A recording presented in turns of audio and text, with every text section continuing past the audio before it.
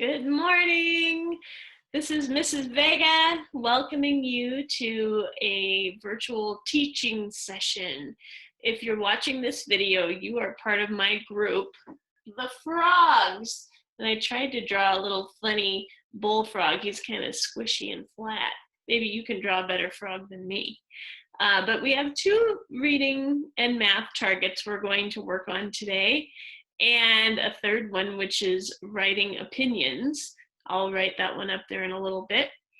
And this instructional video will go with the packet that you are working on for the week of May 4th. So I hope this teaching video is helpful. I would love it if you want to send me a picture of your work or email me how you're doing so that I can help you and give you some feedback if you need some. So I'm going to read the targets, and then I want you to read them too so you know what you're working on today. Reading. I can read AR words. You say it. I can read AR words. Here's the next thing. We're going to read a little story, and then we're going to talk about the feelings of the characters. I know how a character feels in a story. You say it. I know how a character feels in a story. Good. Now I'm just going to go ahead and write the writing one here because I forgot to write it up there before. For writing, I can write my opinion. You say it. I can write my opinion. We'll be talking about what that means a little later. Math. I can measure with objects. You say it. I can measure with objects. And the last one we're going to work on is I can compare longest and shortest. You say it.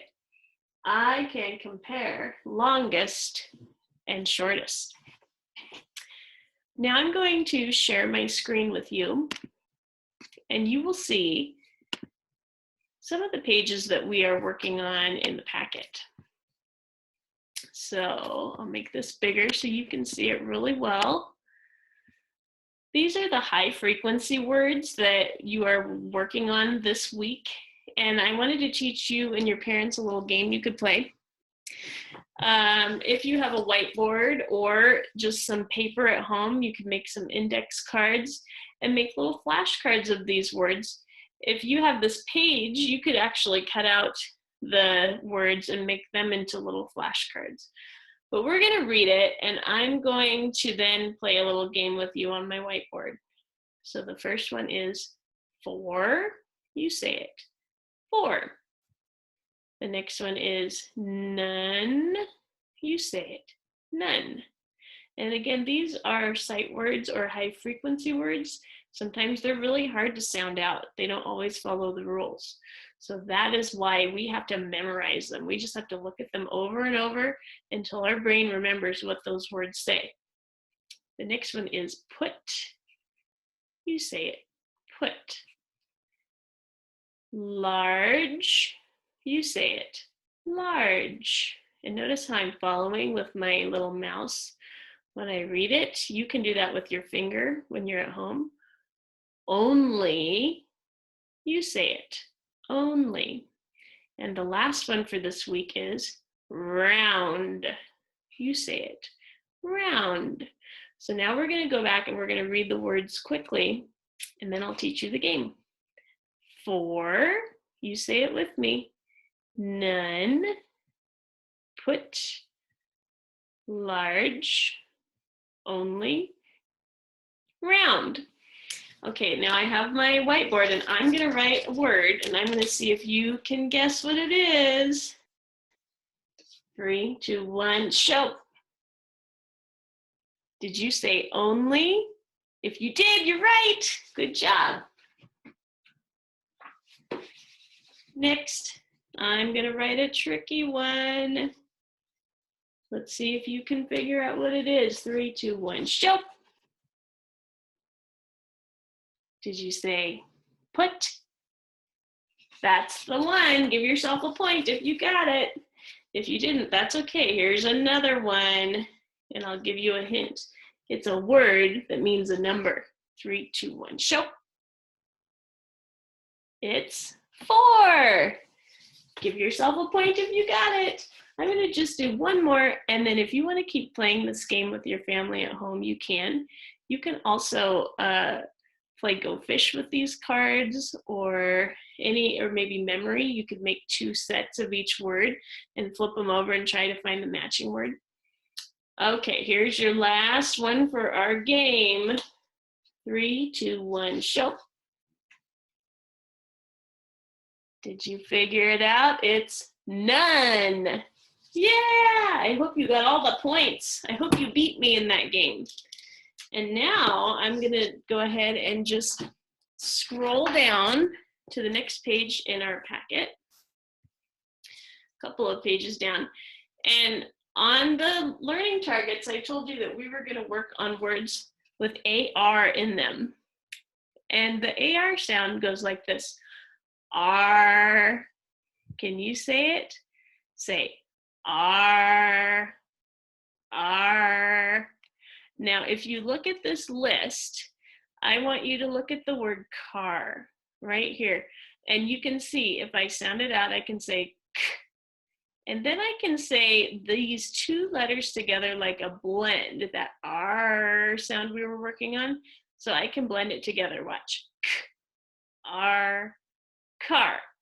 Let's try another one. Let's try this one. This is the name of a month that we just had, and it is also a name for walking. So let's sound it out. Arch, march, march. Did you get it? Let's try one more, and then we're gonna play a game. This one is arc, dark, dark. Anytime I see AR together, I'm going to say R. You could think of the pirates. R. That might be a good way to remember it. Okay, now I'm going to get my whiteboard. And if you have a whiteboard at home, you can play it too, or you can just write this game out with a different piece of paper. But what I want you to do is, if you can play along with me, I want you to write the word art. And so here's art. I think I'm going to go ahead and stop sharing so that you can see me a little better. Okay, there's art. And now what I want you to do is add a P at the beginning of art. And we have a new word. What does it say? Art, part. And now what I want you to do is add another letter at the beginning, an A. And what word do we have now? Apart. Apart. So you can change words by adding or deleting letters. Now, if you're with me, erase that A and put a Y at the end. What does it say? Art. E. At the end of words, Y sometimes says E. Let's try it again. Party, party. And now we're going to do another set of words. So you can take that list that was on there and kind of play a set of games with these, where you pick a few of them and just change the letters and the sounds and see if you can make new words out of them. We're going to start with car this time. C-A-R says car. And now we're going to erase the C and add a B at the top, at the beginning, and then an N at the end. And let's read it. Ready? Barn, barn. So car became barn. And then if we erase that B, barn is going to become something with a Y at the beginning. If you could write that. Barn becomes yarn, yarn. That's just a fun little game you can play, changing letters around. It's kind of funny how words are very similar to one another. So that is the phonics work for this week. If you practice those lists, you're going to learn more words. Now we're going to move on, and I'm going to share my screen again. You have two stories in your packet this week. And there we go. The one that I want us to look at, now these are all really good pages that I'm scrolling really quickly through. If you do any of them, if you want to just send me a picture of one or more, I'd be happy to. This is a good story you're going to read on your own. But I'm going to show us how to do it with this shorter story called The Party. And look, there's an AR word right there. Party. So our goal is to find out how a character feels in a story. Before you read a story, you can look at the pictures. That's called a picture walk. And you can kind of think about how these characters might be feeling. I'm noticing that the cat is smiling. Actually, all of the animals look like they're smiling, and it looks like it's a nice sunny day outside. I'm going to guess that these characters are feeling happy just from the expressions on their face. And then if I look at the next picture, I can see that this person is thinking about a cake. And I wonder if maybe this character is feeling hungry. And then I see down here that they're at the beach. Oh, and they're on a picnic blanket. Ooh, what's that, a present?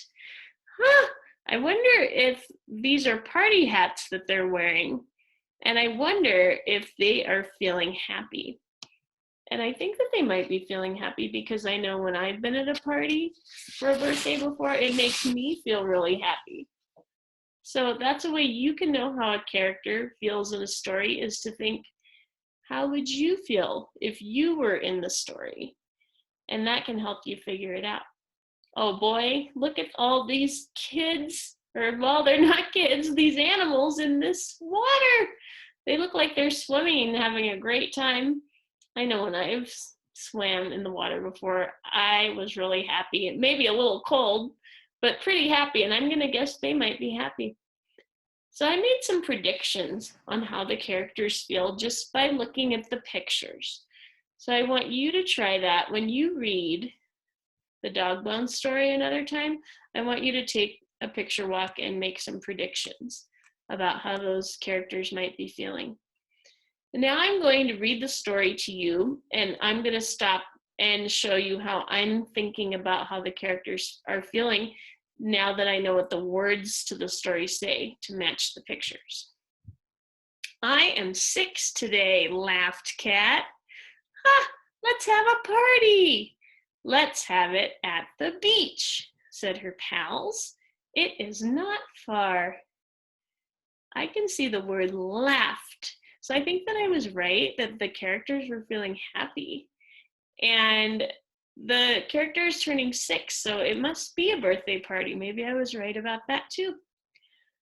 I will bring hats, said Pig. I will bake a cake, said Dog.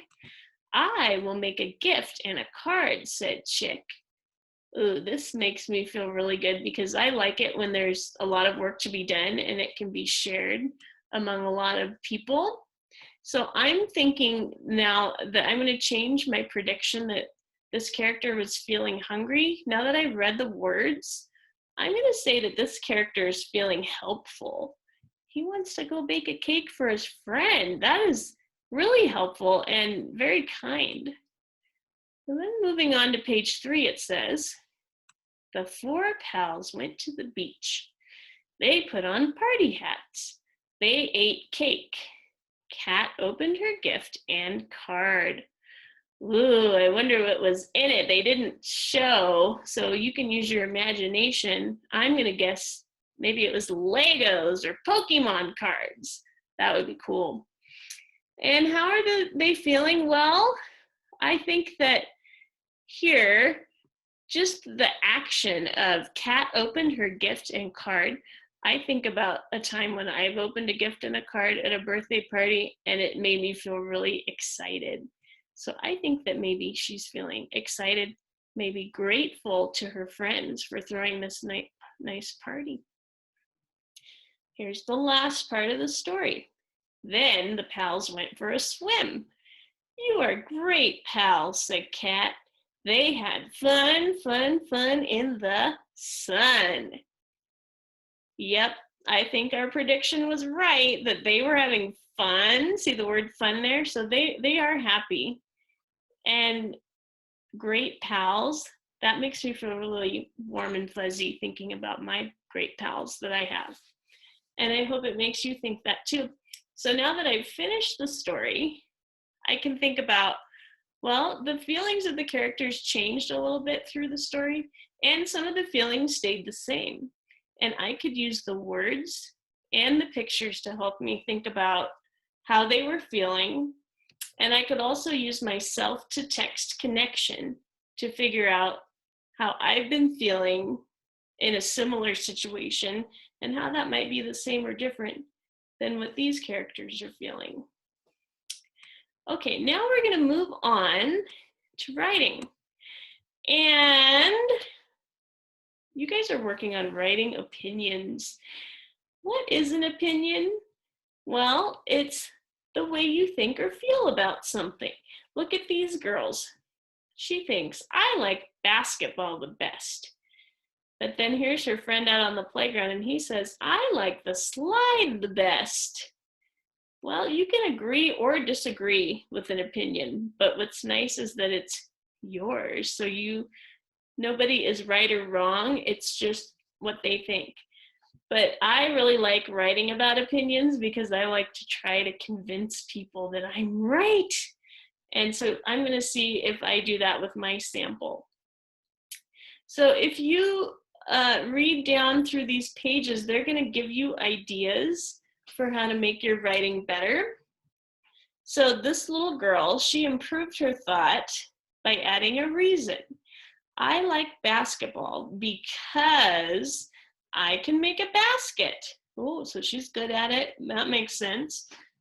And then here he says, I like the slide best because it goes fast.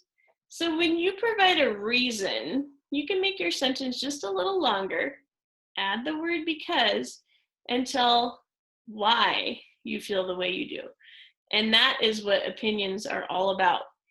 So here you'll see on these pages some ideas for words you could include or sentence starters. And this is a review from last week. I think that this page right here would be really good for mom or dad or sister, brother, aunt, uncle, grandma, grandpa, anybody working with you at home to help you fill this out. And if it's hard for you to write your words because you're still learning that, that's okay. You can say your opinion out loud and then they can write what you say. That's called scribing. So you would state your opinion, I think, and you got to kind of stop and think what's something that's really important to me that maybe I have a different idea on than somebody else, and I want to convince them that I'm right.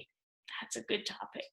So you write it, and then you say why, your because, what's your reason that you think you're right, and then your conclusion, you're going to just wrap it up and leave your reader thinking, maybe that person is right.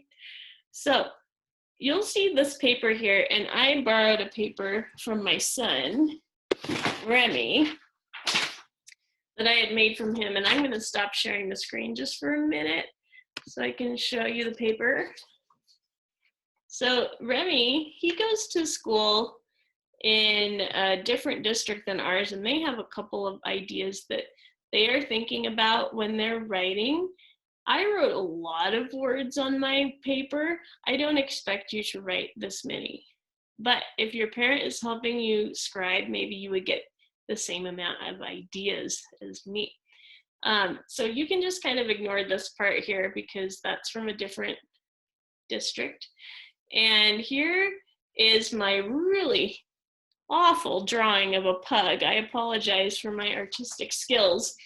And then my not so bad drawing of a cat. And so the reason I picked this topic was because my son Desmond really wants a cat, and we used to have cats, but they were really messy, and I don't really want to have cats again. And as you know, I have a really nice dog named Phoebe now, and I really want to convince him to just be happy with our dog. So that's why I picked that. It's really something that I feel and I feel passionate about. And if you pick something that you feel strongly about, that will make your writing better too. So here's what I said. I think pugs make better pets than cats. I feel that they are cleaner because they go outside to go potty. I don't want to clean a litter box again. The pug is snugglier. Finally, the pug is more loyal. My dog Phoebe, she follows me around everywhere. I could include that detail if I wanted to make my writing a little longer when I edit, but this is my first rough draft, and I just kind of got my first ideas out on it. That is why I think a pug is better than a cat. So you can see how I wrapped it up. I put a conclusion in there that left the reader thinking, maybe that lady's right. Maybe a pug is better than a cat. So I want to see what your opinions are. If you do write one, I would love to see a picture of it. And now I'm going to go back to share screen so we can talk about math a little bit. This week, we are thinking about the words shortest and longest. And in our target down here, I can compare shortest and longest. I want you to be able to put things in order. That's something we have to do a lot in life and in math, is to compare different things. So shortest means that the line or the yarn is shorter than this other very long piece of yarn, the longest. So it's hard to know. If I just had, let's pretend like this yellow one wasn't here. If I just had that, I couldn't really say that it's the shortest because I don't have anything else to compare it to. Here they have a spot where they want you to draw the missing piece of yarn. And if I could, I would draw it maybe all the way out to here, because then it wouldn't be longer than the bottom and it wouldn't be shorter than the top, because we want to put it shortest, short, longest. That's how we want to order these objects. Okay, so that's the first thing you're going to do, is you're going to compare things that are shorter and longer. And I really like this activity right here on page 25. It asks you to answer the question, is the first line longer than the second line? Choose yes or no. So it really makes you think about, this is the first line, that is the second. Is it longer? This one I would say yes. When I look here, the first line, is it longer than the second? Yes. And then at the bottom, is this first line longer or shorter than this one? Well, it is shorter, so it's not longer. So that answer would be no. So that, I think, is a nice little exercise for you to try on your own when we're done with this chat. The next thing you're going to see are some pages that help you with measuring. Now, I brought a ruler with me because that's usually what I use when I try to measure things. But there's another way you can do it, and that's by using common objects. So if you had this marker here and you had some colorful tiles, you could stack the tiles to figure out about how many of those tiles this marker would be. So if this is about 2, I might say, oh, this would be about to another group of 2, and then I might need one more. So 1, 2, 3, 4, 5. I would say that marker is about 5 tiles long. Now, if you try that with your parents or your guardian at home, that would be a good way to measure. Now, if you have some paper clips at your house, you can go around and measure things, or even if you don't have paper clips, that's okay. You could just get anything that you have that is the same length that you have a lot of, and you can go around and measure things. Now, here's the problem solving. It says Lisa tried to measure the pencil. She thinks the pencil is 5 paper clips long. 1, 2, 3, 4, 5. About how long is the pencil? Well, I'm looking at this picture and I'm thinking that I think she mixed it up a little bit, because when you measure something, you want the pencil to be right at the start of the first paper clip, and then you stop measuring right at the end of the pencil. If you look down at this picture here, they have a paintbrush and they have some paper clips, and look how nicely they've lined up that paintbrush with that paper clip. And then here, even though they have one more left, it's very clear that the paintbrush is only 1, 2, 3, 4 paper clips long. So in this case, I'd have to kind of use my imagination to scoot the pencil over a little bit. And I'm gonna pretend like, I don't think this extra one, we don't really need that anymore. 1, 2, 3, 4. The pencil and the paintbrush are both about 4 paper clips long. So when you're measuring, I want you to go out and measure some things and compare shortest to longest, and just have fun with it, because there's a lot of neat things to know about measuring, and measuring is a skill that a lot of people use every day. You're building a house, or you need to measure clothing. My mom is a seamstress, and so she uses her measuring tape all the time to measure just perfectly when somebody needs clothes shorter or longer. So that is all I have for you today, but next week I'll come back and we'll have another video to learn about what is in your packet, and I hope that you will send me questions if you have them, and that you will send me pictures of your work. If you could just do 1 for math, 1 for reading, 1 for writing, that would be more than enough. So thank you. I'm thinking of you. Be safe and well, and I'll talk to you next time. Bye-bye.